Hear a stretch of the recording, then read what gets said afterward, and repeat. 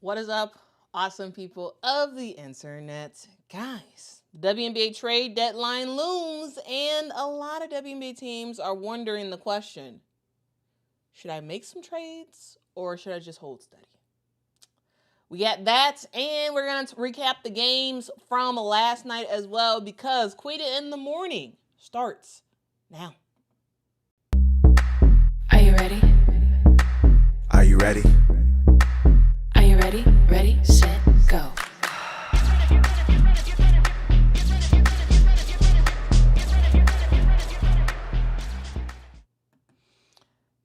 All right, ladies and gentlemen, we have a fun show for you all today. And guys, let's just begin with what happened yesterday. Number one, we saw a decision by the Chicago Sky. They just made the decision to waive Mariah Jefferson from the team. This is someone who's been plagued with injuries for the last 2 seasons and has not really found a real niche with the Chicago Sky because she just can't stay on the floor enough, because she's just not healthy enough to make that happen. They did make the decision to waive her. They will have to pay out the rest of her salary for this year. Now, this is something they could have done at the beginning of the season, but, I guess better late than never. They made the decision to waive her, and then also, they also made the decision to sign a player as well. They have signed Sevgi Uzun for the remainder of the season. She is someone who is a Turkish player. She's around 27 years old, I believe, and she is a point guard, which is something that the Chicago Sky desperately need. Now, is this going to be a match made in heaven with her being on the Chicago Sky? We don't know. We'll see. It's likely that she will be available on Friday, though still waiting on the Chicago Sky to specifically announce that. Okay. All right. So that's some of the news that happened yesterday. But also yesterday we did see 2 games. Again, it's kind of rare. It's kind of rare to see games on Monday. It's very rare. Usually Monday is the day for WNBA announcements, and so when it's time to find out what in the world is going on, Mondays is what happens. Monday is basically the Friday where we see a whole bunch of announcements being made by various teams and whatnot. We typically don't see a lot of games on a Monday. But yesterday we did see 2 games, and both of those games were pretty interesting in different ways and pretty fun in different ways. All right, we first saw the New York Liberty almost get destroyed, but close it down as the game went on. Ultimately, the Wings do pull out the win, 92-82. And then we had the Seattle Storm versus the Connecticut Sun, where Seattle basically just dominated the whole time. And oh, by the way, Skylar Diggins did get a triple-double. All right, first, let's start off, guys. Let's start off with what I found to be the funnest game, and also the most what in the world are you doing type of game. That is Dallas versus New York. Now, we come into the Dallas versus New York game, and there are things that the Liberty has going against them, right? We go into this game and we see this Dallas win, or this New York Liberty team have a lot of players not playing. Right? We see Breanna Stewart out. No specific timeline of when she is going to return. Right? For the New York Liberty, we also see 2 other players out due to rest, because New York. One thing to know about the New York Liberty, they have had an interesting stretch of games, like a lot of games in a short amount of time, which is basically every single WNBA team. But basically, New York, they played on the 25th, the 26th. They played yesterday, the 28th, and then they play tomorrow. So That's a lot of games in a short amount of time. And for Sandy Brondello, she was like, you know what? Niara Sabally, you need to rest. Right? Right? You need to rest. We need you healthy. We need you all good to go as the season continues on. We have a lot of games in a short amount of time. So you go ahead and rest. And she was like, Kennedy Burke, same thing. Go ahead and rest. Right? So Kennedy Burke was out. Niara Sabally was out. Brandon Stewart was out. And the Dallas Wings proceeded to dominate in the first half.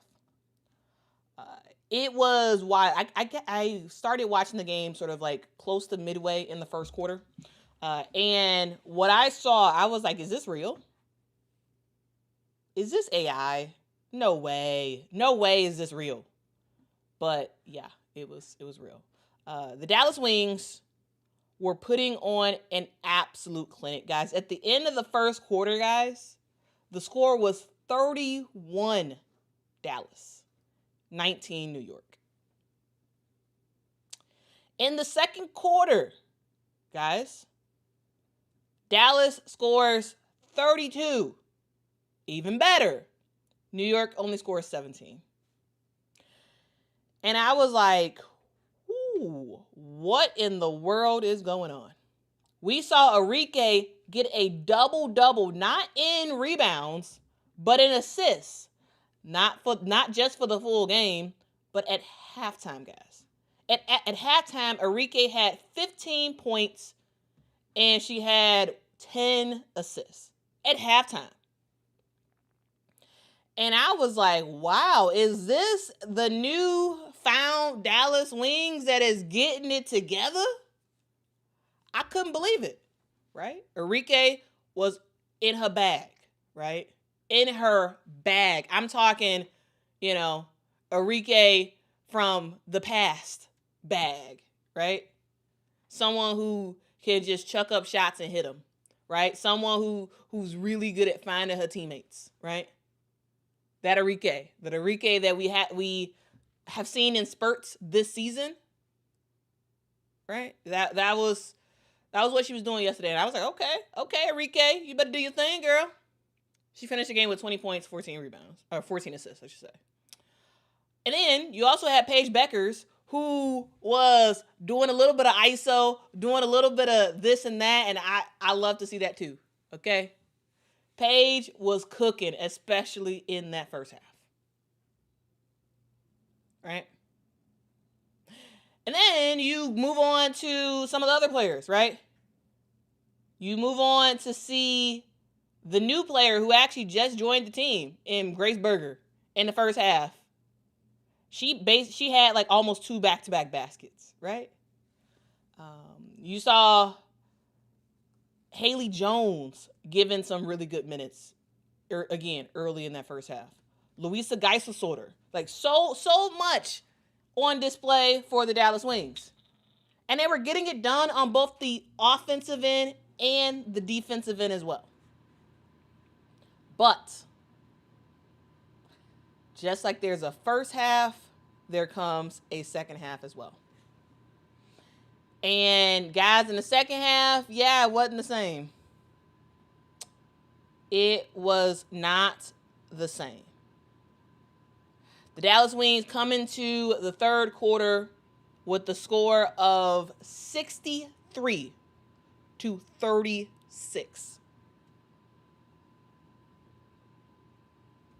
Right? At one point in this game, the Dallas Wings were leading by 30 points.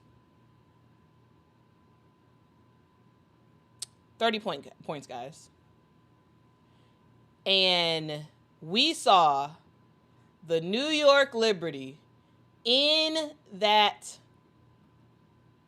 third and specifically fourth quarter basically walk Dallas down and almost win the game. The New York Liberty is a very good team. We all know how good New York is. And that fourth quarter really did show it. New York went on a crazy run where we saw Jonquel Jones and Sabrina and Leonie Fibich knocking down bucket after bucket after bucket after bucket. And the next thing we knew, guys, it became a game. Next thing we knew, it was an 8-point game. Right? 8-point game. From a 30-point blowout where it seemed like everybody in Dallas was having a party at the game. It seemed like everybody was just going crazy in that first half. But then the second half came, then the fourth quarter came, and then it was 8 points. And it was like, okay, what are we doing here? What are we doing, Dallas Wings? Right? You had a 30-point lead. And you just got walked on down the stair step. Walked on down. It was terrible. And for Dallas, just like they got that massive lead, not only by hitting shots, but by playing good defense. In the fourth quarter, it seemed like they kind of forgot how to play defense a little bit. They was feeling themselves a little bit, and they were like, "Let me just chuck up some stuff. Let me make let me shoot some rhythm, some out of rhythm shots that probably I would have made in the first half. In the second half, they're not dropping as much." And we proceeded to see New York score 20 points, going a massive run in the fourth quarter. Only 7 buckets for Dallas. Dallas has a massive issue. Yes, Nancy. Yes. Yeah. The issue with Dallas is consistency and keeping momentum. Yes. Dallas had a lot of fun. A whole lot of fun in that first half. The crowd was insane, it seemed. Watching it on TV, it seemed like y'all was having a good time. But keeping the momentum is so critical. And that's something that younger teams, as well as newer coaches, struggle with. They struggle with it because you start to feel yourself a little bit. You start to have a little bit too much fun on the court. And then you forget how you got the lead in the beginning. All of a sudden, you have several possessions where your defense is just not up to snuff. You have several possessions of long shots that lead to good transition offense for the other team. You start to feel yourself too much, and your head is not as focused as it was in the first half. And Dallas almost got after winning by 30 points.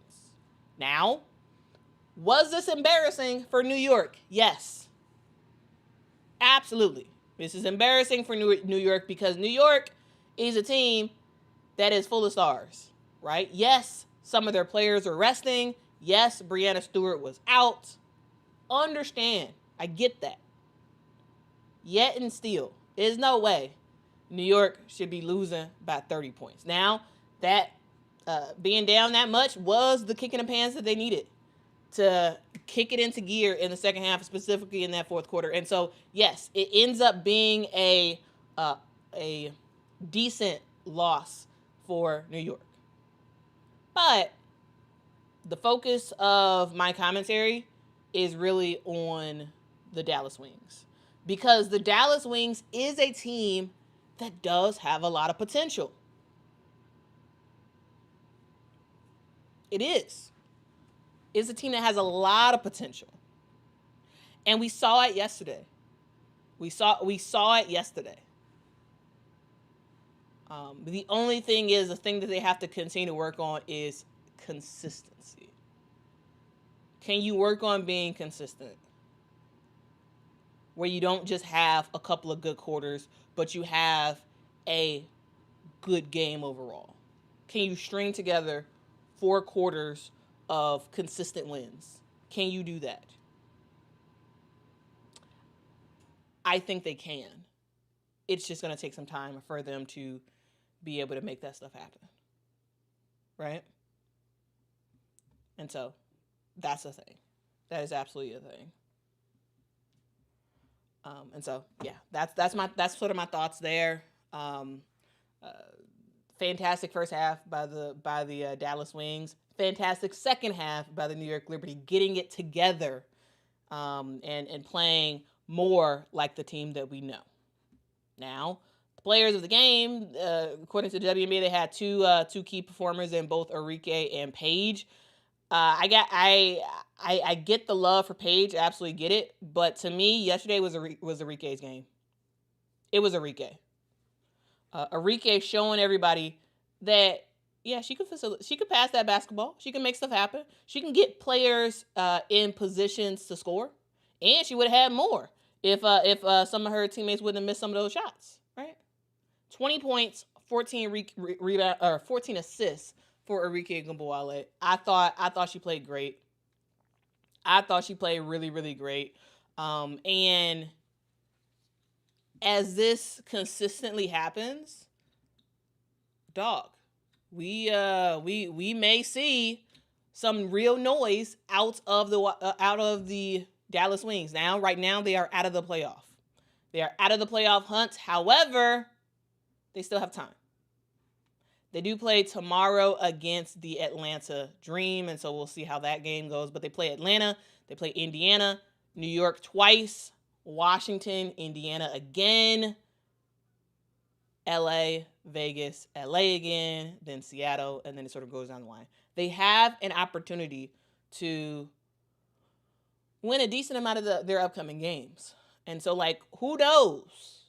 Dallas Wings were completely out of the picture for the playoffs, but you never know. You never know what can happen, because if the Dallas Wings are beating the New York Liberty, yes, I understand. I totally understand that there were players missing for the New York Liberty. But yet and still, the Dallas Wings beat them. That's a huge accomplishment, and we'll see what they can do as time goes on. Faye says Paige and Dallas are back. Faye, I figured you'd be talking about your team. Says, I told y'all don't count them out.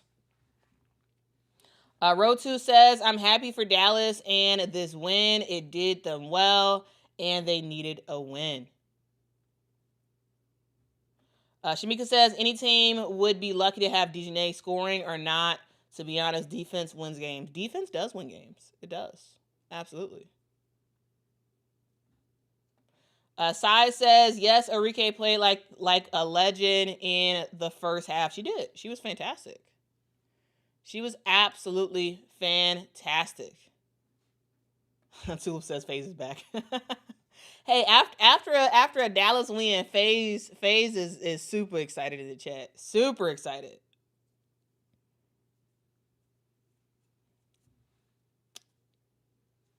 Okay.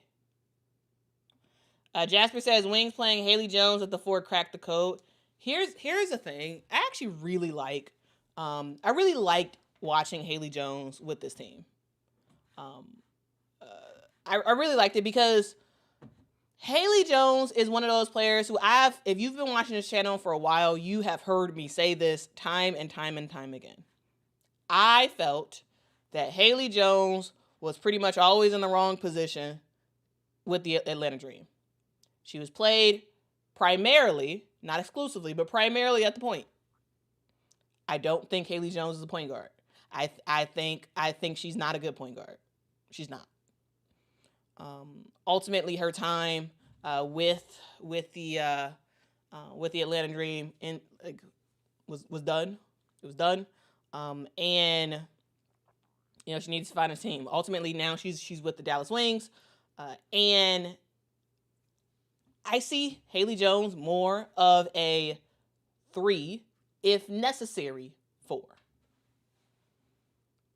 And I think she's just in a better position. She's in a better position. Yes, turnovers do need to get cleaned up. However, I like seeing her with Dallas. I like having her in more of what I think of as a natural position for her. Sort of like that 3 and 4 spot. I think that makes a lot more sense. And so I'm happy that she's with the Dallas Wings. I'm happy that they're actually having her play a more, in what I see, natural position for herself. And it seems like Haley is fitting right in. Again, she hasn't been with this team for very long, and she's already in the starting lineup. Right? And so, yeah. Also, what did y'all think about the decision not to play Tiara McCowan? I love that decision personally. I think it made a lot of sense with the pace of play, with the style of the New York Liberty, with the style that the Dallas Wings wanted to play yesterday. To me, it didn't make any sense for Tiara to play, and I actually think it was the right move for her not to play. All right. Okay. All right, guys, let's move on to the next game that happened yesterday, and this one was a straight blowout. However, we have to talk about the greatness of Skylar Diggins. Guys, yesterday we saw the Seattle Storm completely dominate against the Connecticut Sun. The final score of that game was 101 Seattle Storm, 85 Connecticut Sun. And when I tell you this game was about Skylar, it was about Skylar. Yes, NECA does great in terms of scoring. 26 points. Fantastic. NECA is NECA. That's what she does. That's what she does. No, not a surprise there at all. But I want to talk about Skylar. Now, Skylar is maybe an acquired taste for some. Skylar is one of those players who just has that dog in her. She's one of those players that seems like she's way harder on herself than anybody else could be on her. She talks trash. She will say what's on her mind. She will have an attitude on the court, and she will ball out of control. Skylar Diggins was fantastic at Notre Dame. And when we continue to see her play in the WNBA, this is someone who has 2 children that she has birthed, and yet and still, she is still at the top of point guards in the WNBA. It's truly amazing to continue to see year in and year out Skylar just continue to elevate her game. Yesterday, Skylar, was playing against not so great of a Connecticut Sun team, but in normal Skylar fashion, she dominated. Now, she finished with 11 points. Now, y'all may be like, 11 points? Who cares about 11 points? Well, she was efficient in those 11 points, 4 for 6 from the field. All right, she finished with 12 rebounds. And that's a pretty awesome accomplishment, right? I think that's a pretty awesome compliment.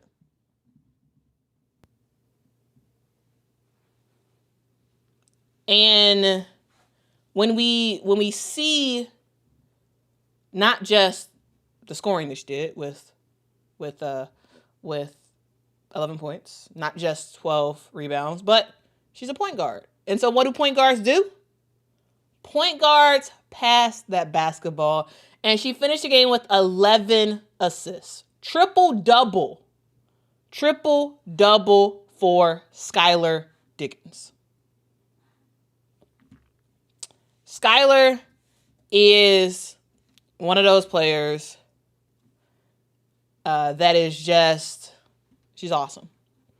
And yesterday was just another reminder of how truly, truly awesome Skylar Diggins is. Triple-double for the PG. And best part about all of this, the best part about this whole thing is that Skylar recorded her first, not just her first regular season triple-double, she actually recorded the second triple-double ever in Seattle Storm franchise history. And the first during regulation, meaning before overtime. And not only that, guys, Skylar Diggins. What do I talk about when I talk about point guards? Y'all have heard me talk about this all the time. When I talk about how great they were in their passes and assists, and I'm like, oh, this was so fantastic. What am I always talking about? I'm always comparing assists to turnovers. You want to know? You want to know the amount of turnovers that Skylar had yesterday? One turnover. Skylar Diggins had a rare thing occur. She had a triple-double, but her triple-double was what I call a ultimate. It was the ultimate triple-double in a lot of ways because she had 11 points, 12 rebounds, 11 assists. If you minus that one turnover, 10 assists. 10 assists if you minus that turnover. That one turnover in a game. One turnover. That's insane. Yes, Doge. That is insane. And to top it off, she did it in just 23 minutes. 23 minutes. Yes, this was a blowout. Yes, this was against the Connecticut Sun. I get all that. I acknowledge all of that. And yet and still, I say this was a crazy, huge and amazing feat. When I'm looking at point guards, or looking at anybody with a lot of assists, I'm always looking straight at that turnover metric. One turnover. Right? It's just amazing to see because it's rare. It's rare to see someone get a triple-double and not have, especially in assists, and not have a lot of turnovers. Is that fine? Yeah, absolutely. This is not me shading anybody who has a lot of turnovers. Like there's when you get a lot of assists, typically that does tend to come with a lot of turnovers. But yesterday that wasn't the case for Skylar. And she did all of that in less than 25 minutes played. It's wild. Wild to see. Now again, yes, it's against Connecticut. But I wanted to give a major shout out to Skylar because like truly, sometimes people don't, she's one of those players that like, yeah, she's way better than the attention that she gets. And like, I know her style is not necessarily for everybody, but like, dude, she's a baller. Straight up baller.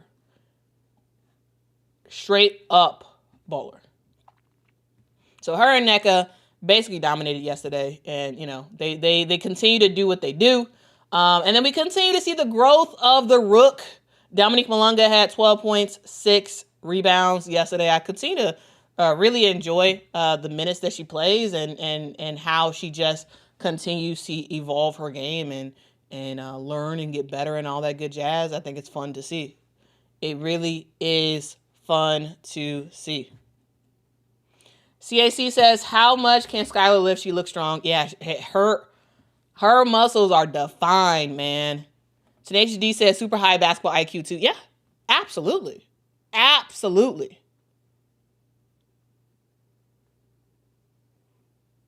Absolutely. L down says Seattle looked amazing. I'm hoping they can get consistent. See, that's their problem. Seattle's problem is that they are not consistent. You see a couple of massive wins for Seattle, and you're like, oh, they're turning the tide. They're dominating, right? Holding the Chicago Sky to just 57 points scored, right? Like they dominate against the Sky, and they lose against the Washington Mystics. Then they dominate Connecticut, and we'll see what they do on the first when they play against the LA Sparks. That's the problem with Seattle. They're not consistent. That's their problem.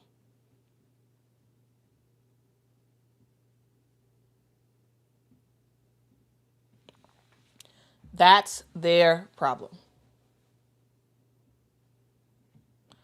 All right. We are done with the talk of the games yesterday, and I want to talk about something else. I want to talk about another topic. And I'm not sure how many of you all know this, but it's that time again to talk about the WNBA trade deadline. Okay. All right, so let me pull this up, and we'll move on to this next topic, because again, guys, there's always a huge swath of things to talk about. That's why I love doing the show daily, because there's always something. It's always something to say. It's always some new thing to talk about. And yes, my sort of a standalone stream about the actual money that the WNBA is making, and how the WNBA does have the money to pay these players, and the business of the WNBA. That stream is coming. It is. I've not forgotten about it. I was planning on doing it last week, but there seem to be, in my opinion, more timelier things that I need to talk about. And so I was like, you know what? Let me cover those, and I'll get back to it. So let's get into the trade deadline stuff. So it is almost that time again. The WNBA trade deadline is officially upon us. The deadline is Thursday, August the 7th at 3 p.m. Eastern Time. And if your favorite team or favorite player may be making some moves sometime soon, the clock is kind of ticking for that. The clock is kind of ticking. And here's some stuff that I want you all to know about the WNBA trade deadline, because it is approaching very, very fast. And number one thing that you need to know is that after the trade deadline passes, trades are frozen until the offseason, when the WNBA opens the player negotiation window. All right, so after August the 7th, we will not see players change teams until at least the new year. Now, this is not taking into account the expansion draft. Now, that is a different thing. But in terms of trades, trades will be frozen until the offseason, if a trade is not made by August the 7th. Okay? Other things that I think you all may need to know is, I'm not sure why I made that graphic so small. But another thing that you all kind of need to know is that you can trade anybody, with some exceptions. You can trade draft picks. Absolutely. You can absolutely trade draft picks. You can also... Oh, I missed the graphic.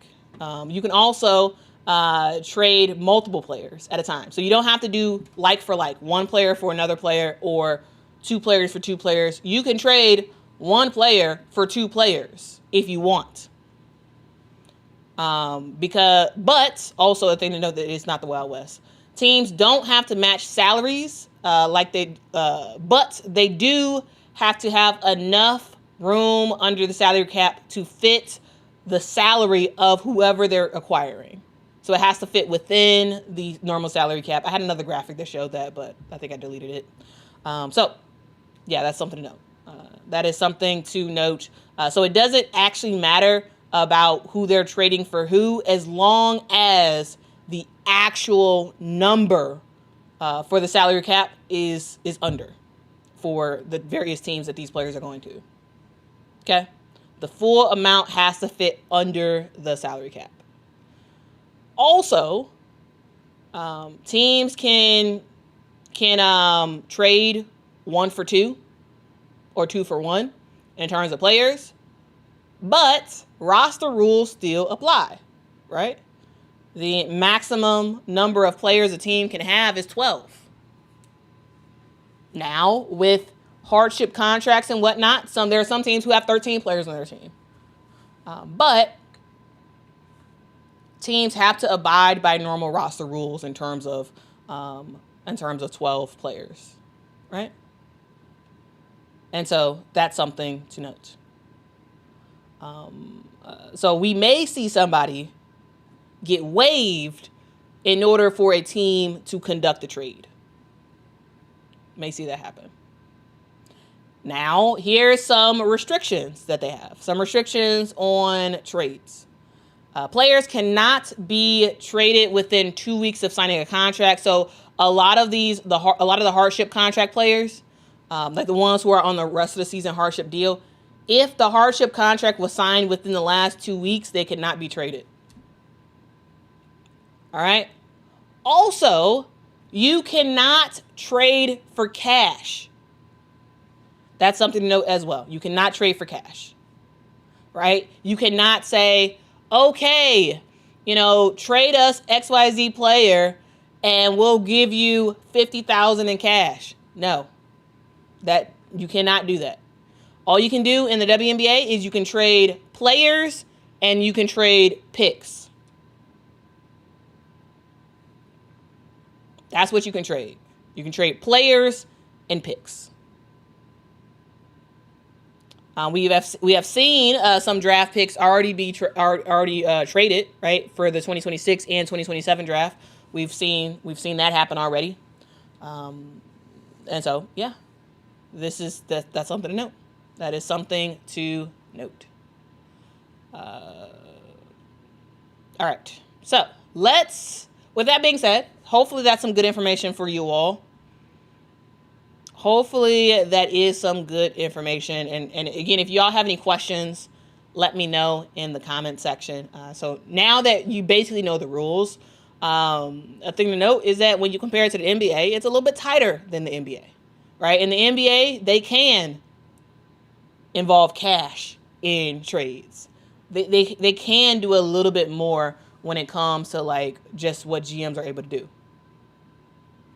WNBA, not the same. So keep your eyes posted for August the 7th at 3 p.m. to find out who's buying and who is selling. Okay? Maybe it's a lot of teams. Maybe it's no one. But what do y'all say? I'm very curious to hear what you all have to say in the comments. Okay. Now, I thought it would be fun for me to just react to some of the proposed trades that have been online.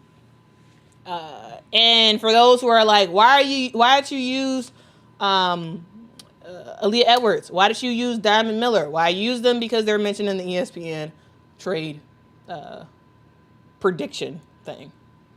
All right. And so that's why I use them. Hopefully that makes sense. Okay. Let's you cannot trade general managers. You cannot trade general managers. Okay. All right. Now, ESPN and For the Win are two publications that did some predictions of sorts. And I was like, you know what? Let me react to this real quick. Let me react to it. So we'll go down the line of what they are proposing. Here's what ESPN said. All right. ESPN is suggesting that the Connecticut Sun and the Seattle Storm make a trade. Okay. Says, so Marina to Seattle. The Seattle Storm would get Marina Mabrey, and Connecticut would get Alicia Clark and Katie Lou Samuelson, as well as a 2026 first round pick. Okay. So let's talk through this. Let's talk about the logic on both sides. Now, Seattle does need more scoring than their primary players, right? You do. Largely, Seattle's bench has been non-effective this year, right? That's absolutely a thing. It hasn't been that great, and has been part of why the Seattle Storm has been wishy-washy, is because they don't really have a bench. They have Alicia Clark, who is somebody who had previously been with the team. Now she's back. But Alicia Clark, a thing to note about her, she's an older player. And she's probably on her last year. Or she probably only has another year or two to go left in the WNBA. She doesn't have a long future ahead of her in the WNBA as a player. Right? When we look at Alicia Clark's numbers this year, it's not great. It's not great. The reason why, again, she just hasn't been that effective, right? She's 38 years old, and so far this season, she's averaging around 3.7 points a game, 2.4 rebounds a game. Like that, that's not great, right? Especially when we consider, just last year she was doing a little bit more with the Las Vegas Aces, averaging around 6 points a game. And it's a far cry from the last time she was in Seattle when she averaged about 10 points a game. When it comes to playing, Alicia Clark is a fantastic player. However, again, she's older. She's on her way out of the league. And I don't think from a trade perspective, this makes any sense for Connecticut to trade to get Alicia Clark. All right. And also included in that deal, you have Katie Lou Samuelson. Katie Lou Samuelson is someone who I believe she tore her ACL earlier this year. And yeah, she tore her ACL earlier this year. And this is someone who, even before that, wasn't that great. This was someone who was under contract for the Indiana Fever before the season started. She ended up getting cut by the Indiana Fever, but she was on a guaranteed contract, so they gave her some money. They had to give her some money, and then she ended up signing for a low amount with the Seattle Storm. Now, she got hurt, tore her ACL, so she hasn't actually played. Katie Lou Samuelson is also another player who just, she's decent, but again, not somebody I would be willing to give up Marina Mabrey for, right? And then you look at, okay, let's talk about let's talk about the draft pick for next year, the 2026 first round draft pick. Now, the Seattle Storm is going to make the playoffs, so that draft pick is definitely not going to be a lottery pick. It's probably going to wind up being a 7th to 13th pick. Or no, like a 7th to 10th pick in the 2026 WNBA draft. Which might actually be interesting for Connecticut. But you have to think about the fact that Marina Mabrey, come 2026, is a free agent. So we don't know if Marina stays. Oh, yes, injured players can get traded. Yes, they can get traded. I think that Seattle would benefit from this trade. If I'm Seattle also, I'm not sure I'm giving up a first round pick. Because as we all know, basically everybody is a free agent. Basically everybody's a free agent next year. And the best bet long-term for team success is to keep their draft picks. And so this is one of the rare trade projections that I saw that actually made some sense, because Connecticut would get a first round pick and Seattle would get Marina. Now, the Alicia Clark and Katie Lou Samuelson thing, I think that's a bit that neither one of those players help Connecticut at all. So they got to figure out, is this going to be a wash or not? But if I'm Seattle, I'm not giving up a first round pick. Marina Mabrey is fantastic, but again, I'm not giving up a first round pick because Marina's a free agent next year. And so, yeah, that's one thing there. And I'm just like, I don't understand why, like, some people in projection are so easy to trade away first round picks. I don't like that's the 2026 first round pick is such a huge asset for WNBA teams right now. Such a huge asset at Chicago.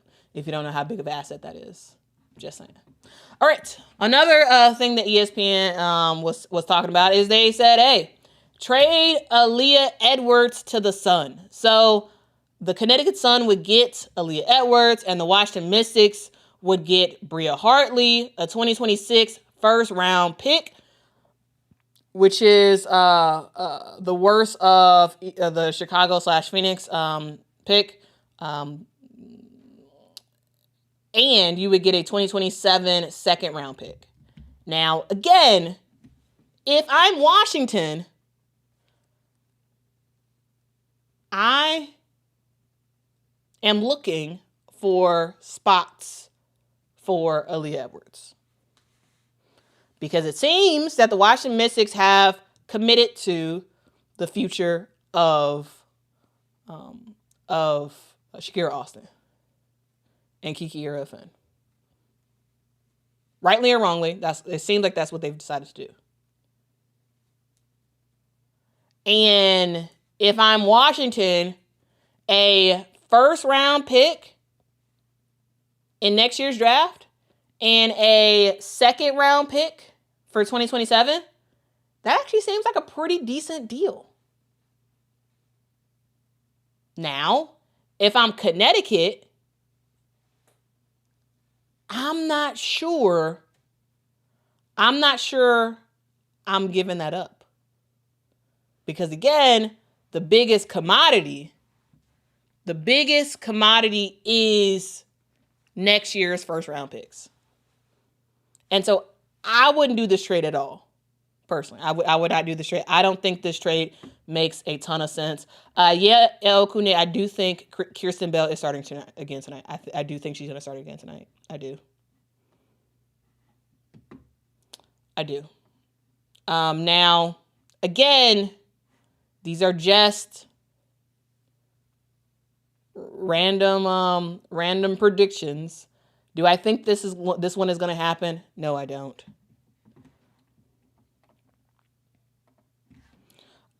Jay says, forget second round picks, barely get picked up anyway. Here's the thing. You never really know. We're entering a different space in the WNBA. We're entering a space where we will have way more WNBA teams, which means way more roster spots, which means that we will see more second round picks make it.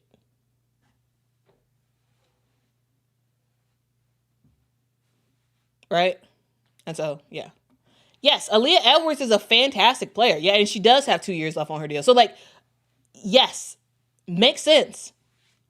But also, when we look at what that first round pick may end up being, maybe it's too much of a cost. Again, there's a lot of question marks here and there. A lot of question marks. Whole lot of question marks. Tulip says that isn't enough for Aaliyah Edwards. At this point, where we are in the WNBA with so many players being free agents, with a new CBA coming in, with all of that stuff in mind, that may be close to the best the Washington Mystics can get because of all the situation of stuff that's just happening, right? All right. ESPN also is saying, hey, Emily Ensler to the Minnesota Lynx, where the Minnesota Lynx will get Emily Ensler and the Washington Mystics would get Diamond Miller and a 2027 second round pick. Now, again, this one is one of those ones where I'm just like, Here's some things to keep in mind for this. The Minnesota Lynx, they need to shore up their bench production. When it comes to their bench production, they basically got two people. They got Atisha Heidemann and they have Jessica Shepard. For the most part, they can give you some really good projections. You need somebody else in that can make some stuff happen for you in the future. So from a Minnesota Lynx perspective, I think it actually makes a lot of sense to pick up a player like Emily Ensler. I think that makes a lot of sense, actually. Now, for Emily Ensler, she is a reserved free agent next year. And so she's not under contract next year. And so Washington Mystics, they're not giving up too much to get her. And then from the Minnesota Lynx perspective, you look at a player like a Diamond Miller. Diamond Miller is on a guaranteed deal next year. And so that's something to note, especially with the new CBA that's about to take place. I actually don't mind this trade. I actually think this would make sense for Minnesota. Yeah, it would make sense for Minnesota to get rid of Diamond Miller, to get rid of a second round pick in 2027. I think that does make sense for the Minnesota Lynx. And then for the Washington Mystics, I mean, their benefit is Diamond Miller, who due to injury has not had the season that we expected her to have in the WNBA. All right, the last two seasons have been a little bit rough for her, again, due to injury. And I could absolutely see her go over to Washington and actually start to get some playing time. Like I like this, actually.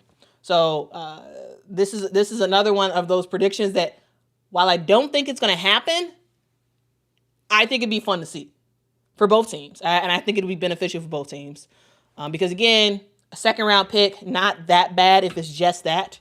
In 2027, and then you're giving up Diamond Miller, someone who, like, you had a lot of confidence in initially. I mean, you drafted her the second pick in the draft for a reason, but it just hasn't worked out.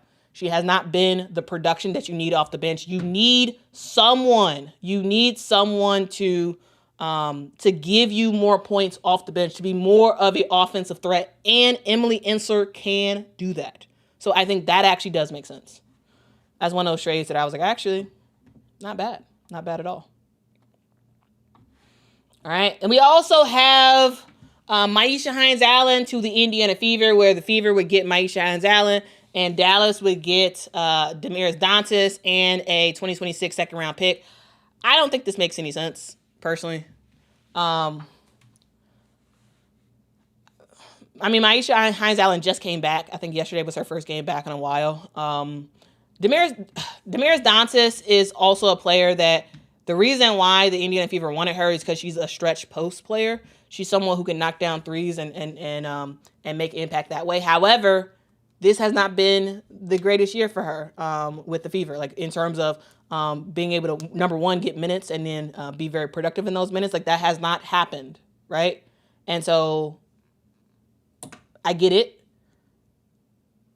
But at the same time, I don't think this trade makes any sense. I don't. Because number one, Maisha Hines-Allen is good. I like Maisha. But will Maisha Hines-Allen fit quickly with the Fever? No, I don't think so. This trade, it just doesn't make any sense to me. I don't get it. At this point, you ride with who you got if you're the Fever. I don't think it makes any sense to really trade anybody. And for Dallas, I mean, if you're gonna make a trade, I don't think getting Demiris Dantas and a 2026 second round pick actually really changes anything for you. Actually, if anything, it makes your defense a little bit worse, and it makes your low post scoring worse. So no, I don't think this makes any sense for anybody. All right. Okay. And then finally, we have For the Win, who gave several projections. So I was like, let me just put these all on one thing. All right. So they got Enrique. Wait, what? I just copied and pasted this. And I don't think this makes any sense to me. So it's supposed to say Enrique to the Minnesota Lynx for Diamond Miller, a 2026 third round pick, and a 2027 first round pick as a possibility. I don't think that's happening. Enrique to the Minnesota Lynx just for Diamond Miller, a third round pick in 2026 and a first round pick in 2027. I don't think so. I don't think so. So instead of it saying wings, it should say Lynx. Another one that For the Win had, and I get the logic. The logic is Minnesota needs some more scoring, but I actually don't think Enrique will fit that great right off the bat in order to enable Minnesota to win a championship this year. I don't think that would happen. Okay. Also, they have a possible trade of sending Aaliyah Edwards to Golden State for Cecilia Zandalicini, and they put Zandalicina, and a 2026 second round pick and a 2027 second round pick. I don't see that happening. If I'm the Washington Mystics, no way, Jose, would I agree to that. I would not agree to that. No way. No way. That makes no sense to me. They also say Marina Mabrey to the Phoenix Mercury for Lexi Held, Natasha Mack, a 2026 second round pick, and a 2027 second round pick. I mean, this would benefit. This would heavily benefit.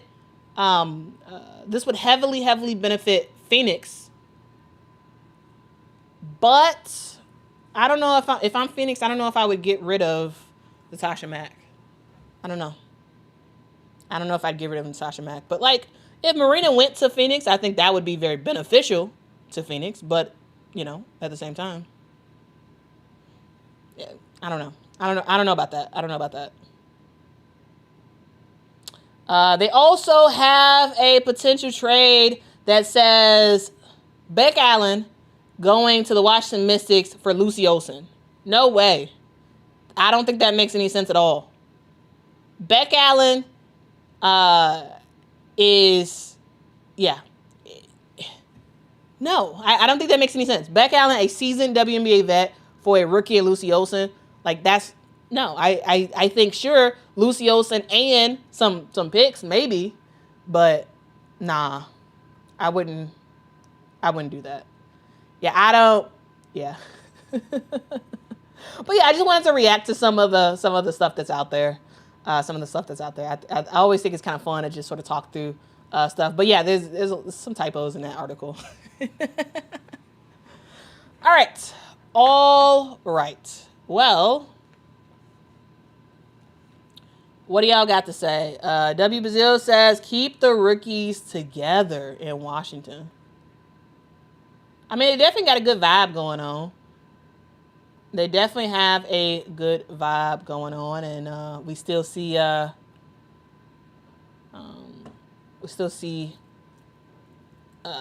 good future. Tuba says Beck looks washed. No, she doesn't.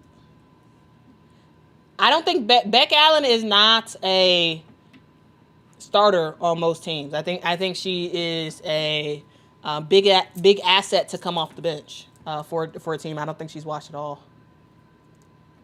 Carmela says, awesome people of the internet, go ahead and hit that like button, comment, subscribe, and share your favorite Quita Loves Sports commentary. Let's get our girl to 100K. Carmela, that would be fan-freaking-tastic.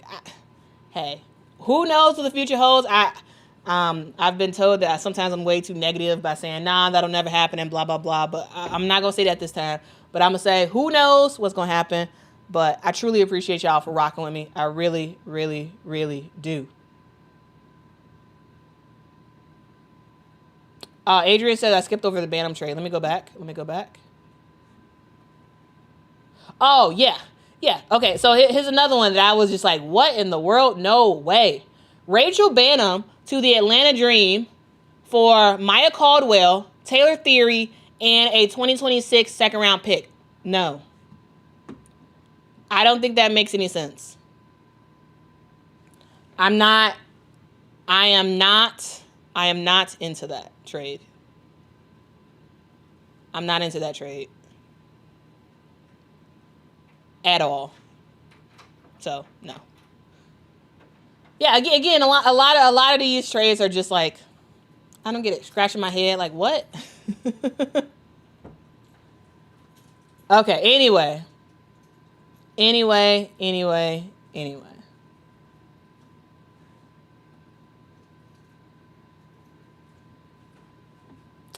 All right, guys, that's the stream. I have nothing else to say. Thank y'all so much for rocking with me. Thank you so much, Tough Dana 3, for celebrating 1 month of membership on the channel. I really do appreciate you so much for becoming a member. Appreciate the support. And guys, please consider becoming a member if you're interested in supporting this channel even more. Or if not, just continue to rock out with me. I appreciate you. Thank you so much for rocking with me. If y'all could please make sure to subscribe, hit that like, do all the things that Carmela was saying. And I will see y'all in the next one, guys. Thank y'all so much for rocking with me.